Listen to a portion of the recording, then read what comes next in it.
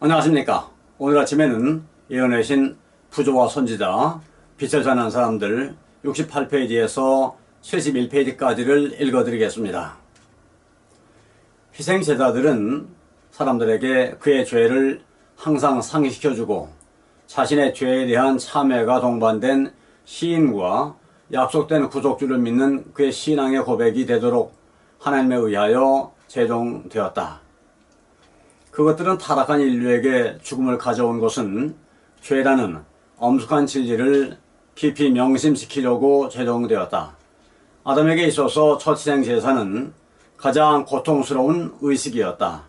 그의 손은 하나님만이 주실 수 있는 생명을 취하기 위해 들려져야만 하였다. 그럴 때 죽음을 처음으로 목도하였다.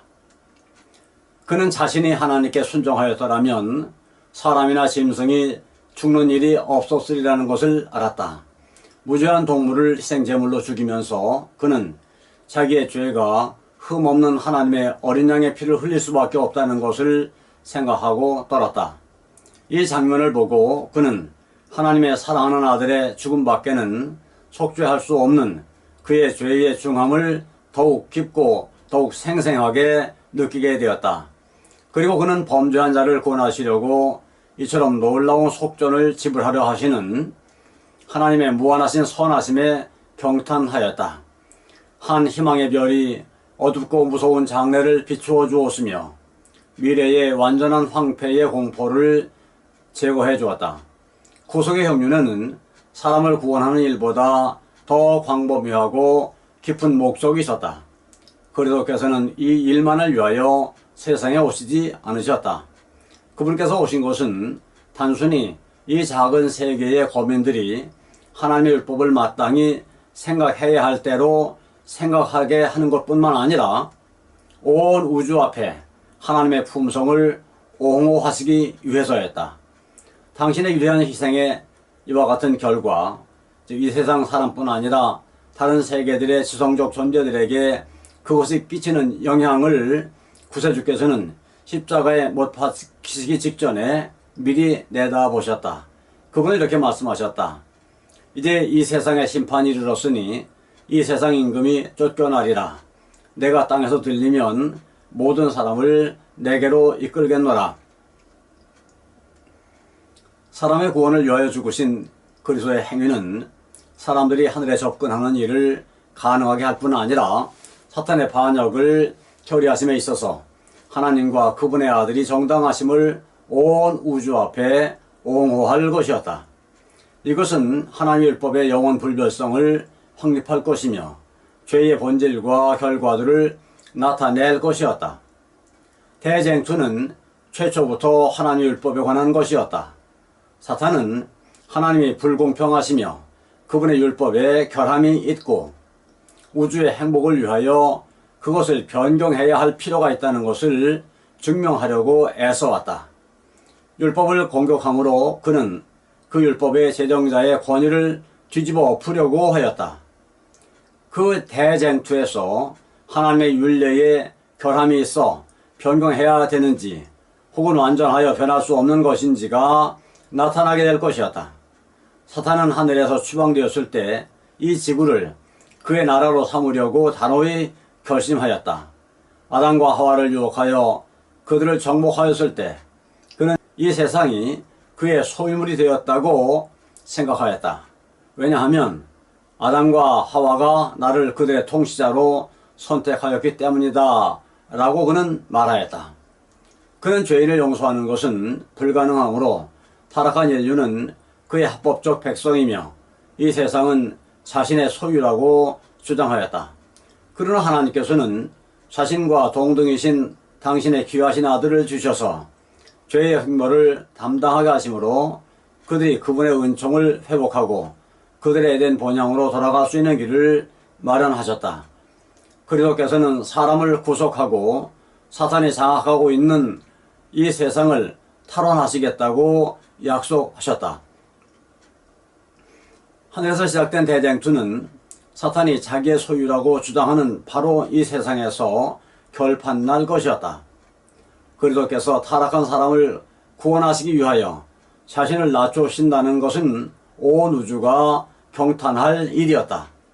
별에서 별로 세계에서 세계로 다니시면서 만물을 감독하시고 그분의 섭리로 창조하신 광대한 우주의 각계각층의 존재들에게 그들의 필요를 공급하시는 그분께서 당신의 영광을 떠나 몸소 인성을 취하시기로 동의하신 것은 죄 없는 다른 세계들의 지적 존재들이 이해하기를 원하는 신비였다. 그리스도께서 인간의 모습으로 우리 세상에 오셨을 때에 온 우주는 그분께서 말구유에서 갈바리에 이르기까지의 피 묻은 길을 한 걸음 한 걸음 옮겨 놓으시며 가로지르시는 모습을 비창한 관심을 가지고 지켜보았다. 하늘은 그분이 받으신 능욕과 멸시를 주목하였고 그것이 사탄의 선동으로 말미암은 것임을 알았다. 그들은 서로 적대적인 세력의 역사가 진행되는 것을 주목하였다. 사탄은 인류에게 계속적으로 흑암과 슬픔과 고통을 가져다 주려고 노력하고 있었고 그리스도께서는 그것을 막고 계셨다. 그들은 빛과 어두움 사이의 투쟁이 더욱 격렬해지는 것을 지켜보았다. 그리고 그리스도께서 십자가 위에서 숨을 거두시며 고통 중에 다 이루었다 하고 부르짖을 때에 승리의 함성이 온 하늘과 모든 세계에 울려 퍼졌다. 그렇게 오랫동안 이 세상에서 진행되어 오던 대쟁투의 승부가 그때 판가름이 났다. 승리자는 그리스도셨다. 그분의 죽음은 아버지 하나님과 아들이 사람을 위하여 자기 부인과 희생의 정신을 발휘하실 만큼 충분한 사랑을 가지셨는지에 대한 의문을 풀어주었다. 사탄은 거짓말쟁이요 살인자로서의 자신의 참 성격을 드러냈다. 하늘의 지적 존재들을 통치하도록 허용되었더라면 사탄은 자기의 권세 하에 있는 사람들을 다스렸던 바로 그 동일한 정신을 나타내었을 것이라는 사실이 밝히 드러났다. 충성스러운 우주는 목소리를 합하여 하나님의 통치를 찬양하였다. 율법이 변경될 수 있었더라면 사람은 그리스도의 희생 없이도 구원받을 수 있었을 것이다. 그러나 그리스도께서 타락한 인류를 위하여 당신의 생명을 희생해야 할 필요가 있었다는 사실은 하나님의 율법은 죄인을 율법의 요구에서 면제하지 않는다는 것을 증명한다. 죄의 싹은 사망임이 입증되었다. 그리스도께서 죽으셨을 때에 사탄의 멸망은 확정되었다. 그러나 많은 사람들이 주장하는 바와 같이 십자가에서 율법이 폐지되었다면 하나님의 귀하신 아들이 당한 고통과 죽음은 사탄이 요구한 바로 그것을 그에게 준 셈이 되었을 것이다. 그렇게 되었더라면 악마는 승리를 얻고 하나님의 정부에 대한 그의 비난이 확정되었을 것이다.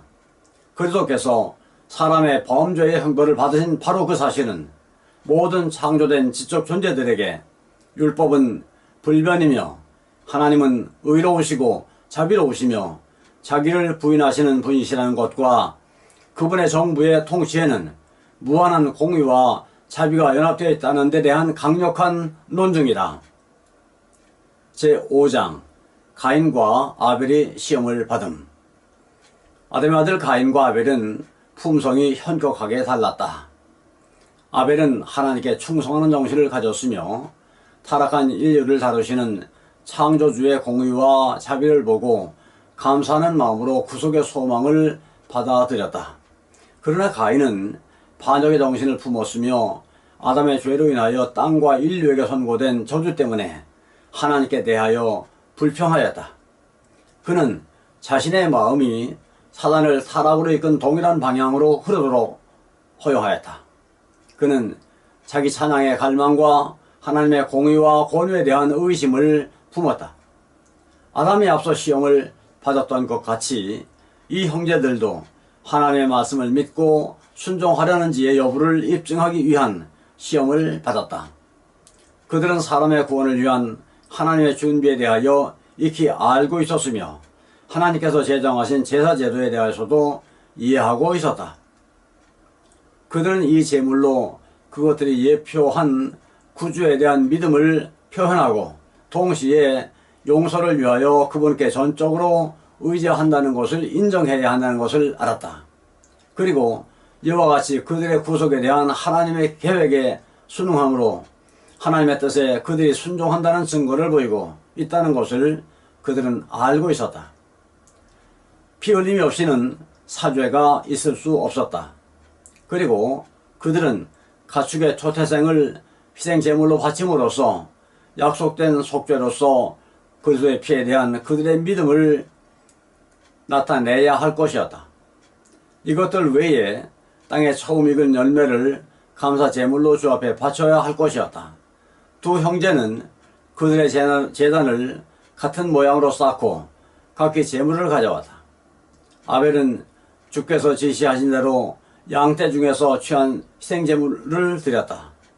여호와께서 아벨과 그 제물은 연락하셨다. 하늘에서 불이 내려와 그 제물을 살랐다. 그러나 가인은 주의 직접적이요 분명한 명령을 무시하고 과실만을 제물로 드렸다. 그것이 간업되었음을 보여주는 아무런 표적도 하늘에서 내려오지 않았다. 감사합니다. 오늘 아침에는 여기까지를 읽어드렸습니다.